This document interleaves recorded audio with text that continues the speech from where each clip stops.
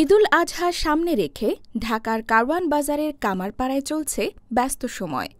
বাজারের শেষ মাথায় ঢুকলেই কানে ভেসে আসে টুংটাং শব্দ।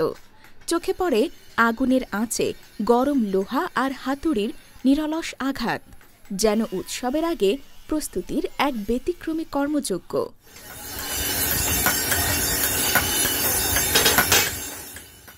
ঈদ মানেই আনন্দ, আর ঈদুল আজহা মানেই কোরবানির প্রস্তুতি। কোরবানির পশু কেনার পর সবচেয়ে জরুরি হয়ে ওঠে ধারালো ছুরি, দা, চাপাতি।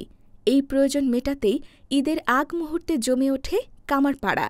আগুনে গরম লোহা আর শ্রমিকদের ঘামে তৈরি হয় কোরবানির সরঞ্জাম। যারা কাজকাম করে সবাই এখন কোরবানির জন্য ব্যস্ততা, বিভিন্ন আইটেমের মাল টাল বানায়। যে এক সপ্তাহ আগেই আমাদের খুব ব্যস্ততা।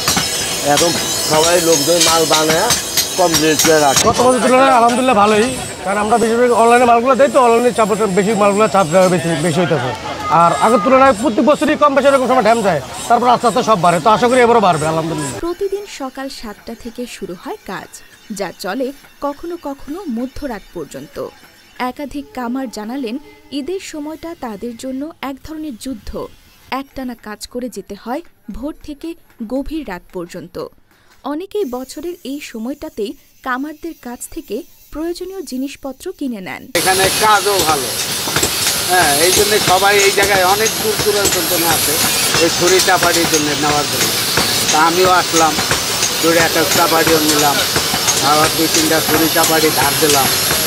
অনেক বেটার থেকে এখানে আসে। এখানে একটু আপনার মধ্যম দামে পাওয়া যায়, পাইকারি অনেক জিনিসই পাওয়া যায় এই জায়গায়। আমি অনেক সময় মাল কিনতে আসি, বিল্ডিংয়ে অনেক যাবতীয় জিনিস লাগে, তার জন্য এগুলো নিতে আসি। এখানে আসলে আমার ওই নিত্য প্রয়োজনীয় সামগ্রী একটু রিপেয়ার করার জন্য তাদের কাছে এসেছিলাম। তারা বললো এখন এই মুহূর্তে সম্ভব হবে না, ঈদের পরে আসবে। তাদের মনে পছন্দের চাপ কাজের, এটাই আর। কারওয়ান বাজারের কামারপাড়া যেন ঈদের আরেক রূপ। পশু কোরবানির আগেই এখানে লোহার আগুনে তৈরি হয় শানিত প্রস্তুতি।